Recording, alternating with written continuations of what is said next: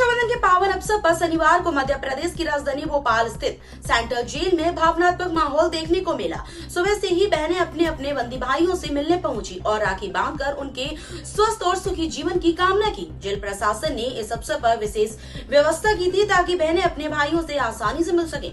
मुलाकात कक्ष में सुरक्षा और व्यवस्था का विशेष ध्यान रखा गया। राखी बांधने के बाद बहनों ने भाइयों को मिठाई खिलाई, वहीं भाइयों ने भी अपनी बहनों को उपहार और आशीर्वाद दिया। इस मौके पर कई बंदी भावुक हो गए। उन्होंने कहा कि जेल में रहते हुए भी परिवार के साथ इस त्योहार को मनाना उनके लिए खास है। रक्षाबंधन के इस पर्व ने जेल की दीवारों के भीतर भी अपनापन और भाई बहन के प्रेम का संदेश फैलाया। सर, आज रक्षाबंधन पर होली मिलाई है, क्या सुरक्षा के इंतजाम है? आज रक्षाबंधन के त्योहार पर केंद्रीय जेल भोपाल में जो जोन 4 के अंतर्गत आती है, इसमें खुली मुलाकात का जो परंपरागत प्रचलन है उसके दृष्टिगत खुली मुलाकात कराई जा रही है। इसमें जो हमारे यहाँ ऐसे बंदी हैं जो सजाया भी है या विचाराधीन है, ऐसे बंदियों को उनके परिवार वालों से फेस टू फेस मुलाकात कराई जाती है। अमूमन मुलाकात जो अन्य दिनों में होती है वो टेलीफोनिक होती है या खिड़की से होती है। यहाँ पर फेस टू फेस मुलाकात होती है और व्यक्तिगत मुलाकात के दौरान वे अपने गिले शिकवे भी बताते हैं। आज रक्षाबंधन के इस पावन पर्व पर सभी जो कैदी हैं उनके परिवारजन आके मुलाकात कर रहे हैं। उसकी सुरक्षा को लेकर के पुलिस विभाग द्वारा एक एसीपी साहब की ड्यूटी लगाई गई है। हम लोग स्वयं, हमारे एडिशनल डीसीपी मलकीत सिंह साहब स्वयं और हम यहाँ पर्यवेक्षण में आए हुए हैं। सुरक्षा व्यवस्था का जायजा लिया गया है। लगभग हमारे यहाँ 50 पुलिस अधिकारी कर्मचारियों की ड्यूटी लगाई गई है। इसके साथ ही साथ जेल प्रशासन के द्वारा भी यहाँ अन्य जेल कर्मियों और अधिकारियों की ड्यूटी लगाई गई है। सुरक्षा व्यवस्था माकूल है। विशेष रूप से महिलाएं और बच्चे आते हैं जिनकी सुरक्षा और व्यवस्था करने के लिए हम लोग आबद्ध हैं। जय।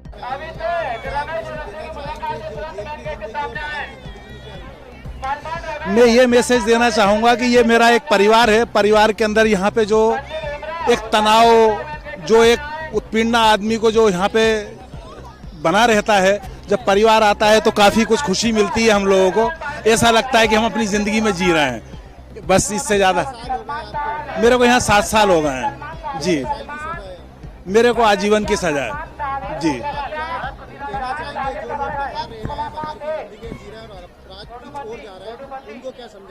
मैं उनसे ये बोलूँगा कि अपनी राह सही चुनें और सही रास्ते पे चलें। यहाँ ये ज़िंदगी नहीं है। यहाँ पे सिर्फ आदमी को एक बहुत परेशानियाँ महसूस होगी, तो अपना सही रास्ता चुन के सही रास्ते पे चलने की कोशिश करें जी। हाँ। ये हमारे जेल अधीक्षक सुप्रीटेंडेंट साहब की अति कृपा है जो इतनी व्यवस्था और इतना अच्छे से रक्षाबंधन का त्यौहार मनवा रहे हैं, है ना। उनकी अति से अति कृपा है। बहुत उनकी दया दृष्टि है जो हमारे बहन, हमारी भांजी, हमारे बच्चों से हम मिल रहे हैं इस तरीके से करीब से बैठकर, है ना भैया।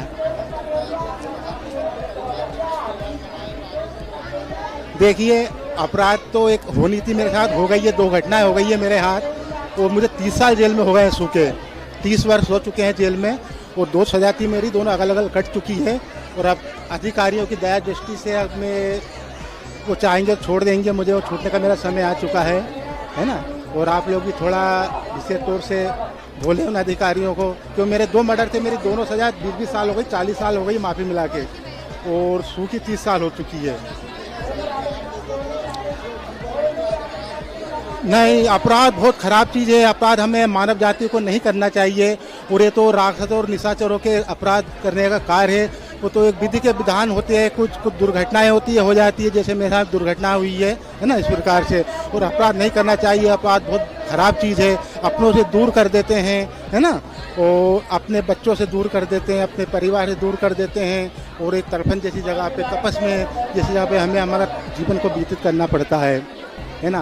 लेकिन ईश्वर की कृपा हर इंसान पर होना चाहिए, हर मानव पे होना चाहिए, है ना। और अच्छी तरीके से अपना जीवन को व्यतीत करना चाहिए, है ना। हरि